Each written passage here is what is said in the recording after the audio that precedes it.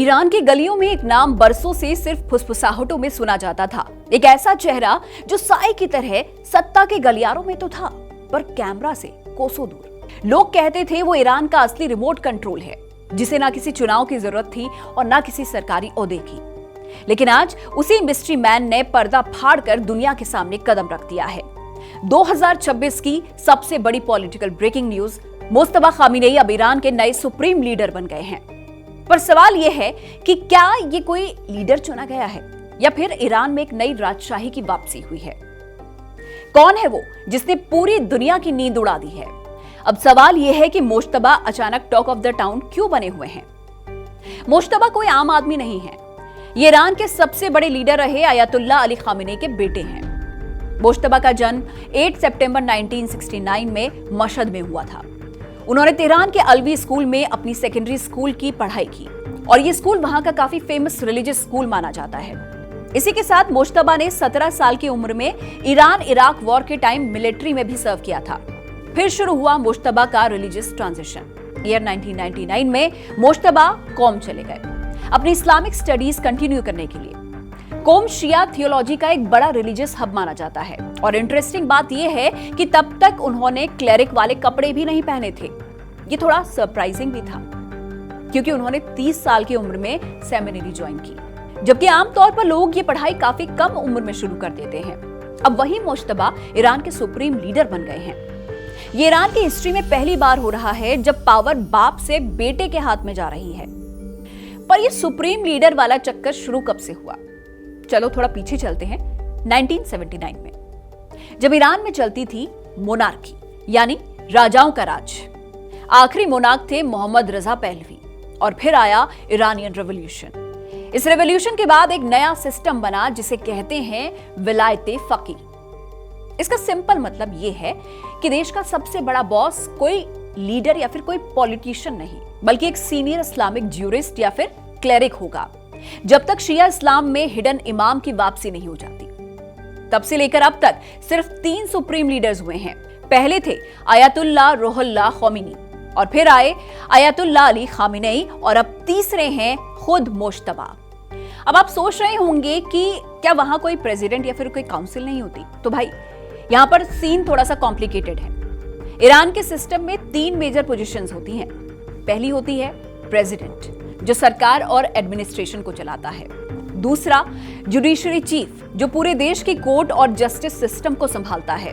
और आखिर में गार्जियन काउंसिल। ये एक काफी पावरफुल बॉडी है जो इलेक्शंस लड़ने वाले कैंडिडेट्स को अप्रूव भी करती है और पार्लियामेंट के बनाए लॉज को चेक भी करती है कि वो कॉन्स्टिट्यूशन और इस्लाम के मुताबिक चल रहे हैं या फिर नहीं। पर इन सबसे ऊपर और सबसे ताकतवर पोस्ट होती है सुप्रीम लीडर की। जैसे हर घर में मम्मी की चलती है, वैसे ही ईरान के पॉलिटिक्स में सुप्रीम लीडर का ही बोलबाला है। ईरान में सुप्रीम लीडर चुनने का प्रोसेस थोड़ा अलग और थोड़ा एलीट लेवल का होता है, बिल्कुल वैसे ही जैसे किसी बिलियन डॉलर कंपनी का नया चेयरमैन चुना जाता हो। सबसे पहले आती है असेंबली ऑफ एक्सपर्ट्स, जिसमें 88 सीनियर इस्लामिक स्कॉलर्स होते हैं। इनका काम ही यही है कि पोटेंशियल कैंडिडेट्स को शॉर्टलिस्ट किया जाए। इसे ऐसे समझो जैसे किसी क्रिकेट टीम की सिलेक्शन कमेटी होती है जिनका काम सिर्फ अगला कैप्टन ढूंढना होता है। जब पिछले लीडर की डेथ होती है तब ये असेंबली एक सीक्रेट मीटिंग करके वोटिंग करती है। इस बीच देश को संभालने के लिए एक टेम्परेरी काउंसिल बनती है जिसमें प्रेसिडेंट, जुडिशरी चीफ और गार्जियन काउंसिल का एक मेंबर होता है और ये तीनों मिलकर तब तक एक्टिंग बॉस रहते हैं जब तक कि नया नाम फाइनल ना हो जाए। बिल्कुल वैसे ही जैसे किसी बड़ी फिल्म की शूटिंग के बीच अगर डायरेक्टर चला जाए तो प्रोड्यूसर्स और असिस्टेंट डायरेक्टर्स मिलकर सेट को संभालते हैं। कैंडिडेट के लिए सिर्फ पढ़ा लिखा होना काफी नहीं होता, उसके एक टॉप लेवल का इस्लामिक ज्यूरिस्ट होने के साथ साथ उसको पॉलिटिक्स और एडमिनिस्ट्रेशन की भी तगड़ी समझ होनी चाहिए। यानी बंदा सिर्फ टॉपर नहीं बल्कि स्ट्रीट स्मार्ट भी होना चाहिए, जो जियोपॉलिटिक्स के पंगे को हैंडल कर सके। मुश्तबा के केस में उनका सिलेक्शन इसीलिए चर्चा में है क्योंकि असेंबली ने उन्हें अपने पिता का सक्सेसर माना है। ये नेपोटिज्म वर्सेस मेरिट वाली डिबेट भी है जो हम बॉलीवुड में अक्सर सुनते हैं, क्योंकि ईरान की हिस्ट्री में ये पहली बार हो रहा है जब पावर शिफ्ट एक ही फैमिली में हुआ है। मुश्तबा को लेकर यह भी माना जाता है कि वो एक बहुत बड़ा इन्वेस्टमेंट अंपायर कंट्रोल करते हैं। वो अपनी प्रॉपर्टी सीधे अपने नाम पर नहीं रखते, लेकिन कई बड़ी डील्स में उनकी डायरेक्ट इन्वॉल्वमेंट रहती है। उनके फाइनेंशियल इंटरेस्ट में स्विस बैंक अकाउंट्स और ब्रिटेन में $138 मिलियन से भी ज्यादा कीमत की लग्जरी प्रॉपर्टी शामिल है। यानी इंडियन करेंसी में अगर देखा जाए तो लगभग 1269 करोड़ रुपीस। 2026 की ब्लूमबर्ग इन्वेस्टिगेशन के मुताबिक मोज्तबा के पास लंदन और दुबई में हाई वैल्यू रियल एस्टेट के साथ साथ शिपिंग, बैंकिंग और हॉस्पिटैलिटी सेक्टर से जुड़े हुए एस्टेट्स भी हैं। लेकिन मोज्तबा की एंट्री इतनी स्मूथ नहीं है। क्यों? क्योंकि अमेरिका ने उन पर पहले से ही कड़े सैंक्शंस लगा रखे हैं। यूएस का मानना है कि मोज्तबा ने ना ही सिर्फ पर्दे के पीछे रहकर ईरान की आर्मी और मिलिट्री को कंट्रोल किया, साथ ही वेस्ट के खिलाफ बड़े ऑपरेशन प्लान भी किए।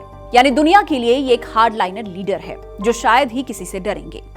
ईरान की पब्लिक के लिए मोज्तबा का आना एक मिक्स्ड बैग जैसा है। जो लोग सरकार के कट्टर सपोर्टर है वो खुश है कि पावर एक मजबूत और भरोसेमंद हाथों में है जो अमेरिका और इजराइल के सामने नहीं झुकेगा। लेकिन आम जनता और जो विरोधी हैं उनमें भारी गुस्सा है, क्योंकि 1979 का रिवॉल्यूशन राजा महाराजाओं के सिस्टम को खत्म करने के लिए तो हुआ था, और अब बाप के बाद बेटे का गद्दी पर बैठना उन्हें नई राजशाही या फिर नेपोटिज्म जैसा लग रहा है। लोग डरे हुए भी हैं क्योंकि मोज्तबा को अपने पिता से भी ज्यादा सख्त और हार्डलाइनर माना जाता है, जिससे पाबंदियां और महंगाई और बढ़ सकती हैं। तो ये थी कहानी ईरान के नए बॉस की। अब देखना ये होगा कि क्या मोज्तबा अपने पिता की लेगेसी को बरकरार रखेंगे या फिर ईरान में कुछ नया होने वाला है।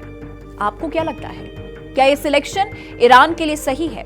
कमेंट बॉक्स में अपनी राय जरूर दीजिएगा, और अगर वीडियो पसंद आया हो तो शेयर कीजिए और हमें फॉलो करना मत भूलिए। मिलते हैं कौन है वो के अगले एपिसोड में। देखते रहिए जिंदाबाद।